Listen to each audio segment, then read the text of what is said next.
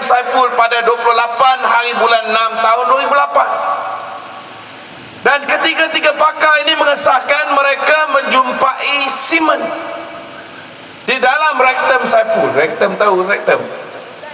Lubang gua itulah. Semen yang dia jumpa bukan semen buat bancuh dinding, tuan-tuan. Jangan salah. Semen ni sperma, tuan-tuan.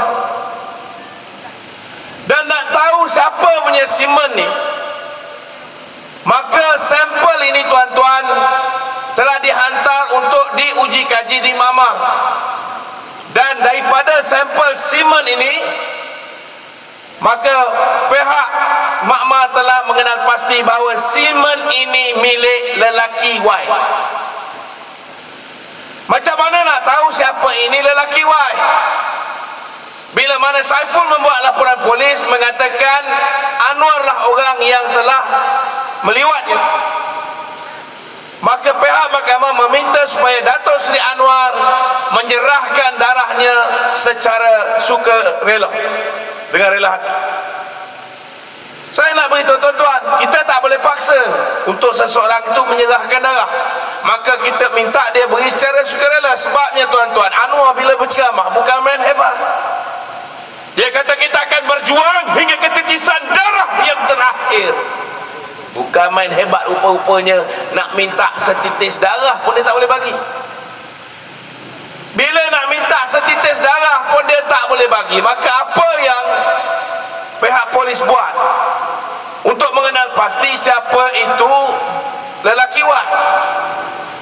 Maka tuan-tuan, apabila Anwar berada dalam penjara, dia minum air, mineral water. Contohnya macam ni lah, mineral water ni, tuan-tuan. Bila dia minum air mineral water ni, air liur dia melekat di botol ini. Maka botol ni, tuan-tuan, dihantar pergi ke Makmal untuk diekstrak DNA melalui air liur yang terdapat di buncung mineral water ini. Keduanya, Anwar ketika dalam penjara dia berus gigi. Berus gigi ini diambil dan diekstrak DNA daripada berus gigi ini. Ketiganya, tuan-tuan, bila Anwar dalam penjara dia main sepak takraw. Bila dia keluar penjara dia berlakon, dia pakai bengkung kat kepala ni, pekat tengkuk dia, seolah-olah dia ada sakit tulang belakang. Tapi kawan-kawan saya dalam penjara beritahu mereka ini, tuan-tuan, main sepak takraw. Dan bila dia main sepak takraw, dia berpeluh, dia pakai good morning towel. Good morning towel ni telah diambil untuk diekstrak DNA.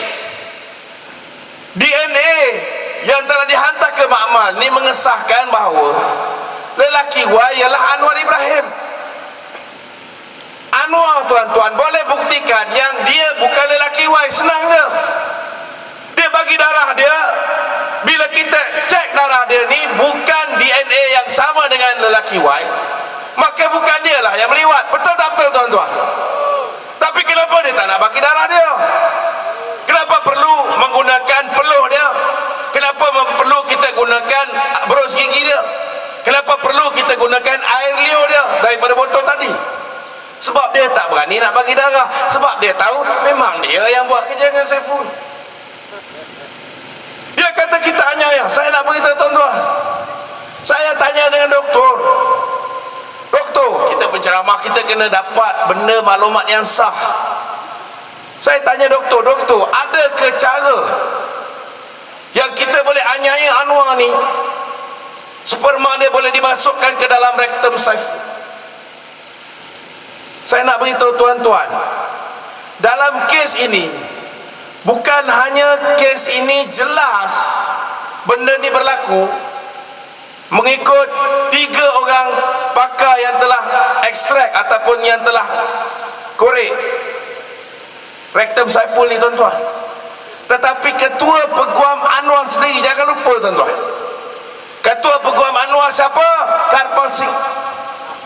Karpal Singh dalam prosiding mahkamah telah mengatakan bahawa perbuatan liwat di antara Anwar dan Saiful berlaku secara suka sama suka.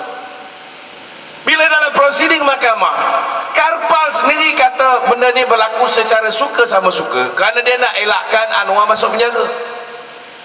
Kerana tuan-tuan beza kalau Saiful diliwat secara paksaan dengan kalau ianya berlaku secara suka sama suka, dia masih lagi salah. Cuma tak boleh didakwa di bawah akta yang sekarang. Dia kena pindah, dia kena hadapkan kedua-dua, Saiful dan juga Anwar, ke mahkamah. Saya nak beritahu tuan-tuan, rakyat Kajang ke, rakyat Selangor ke, satu Malaysia, tuan-tuan, kita paling concern sama ada Anwar buat benda ni ke tidak. Betul tak betul? Kita tak peduli sama ada dia buat benda ni secara suka sama suka ke, atau dia paksa Saiful suka kat dia.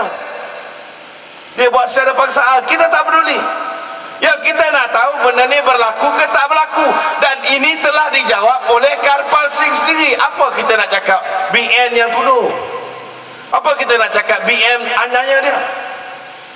Saya nak beritahu tuan-tuan, Karpal sendiri kata memang berlaku suka sama suka.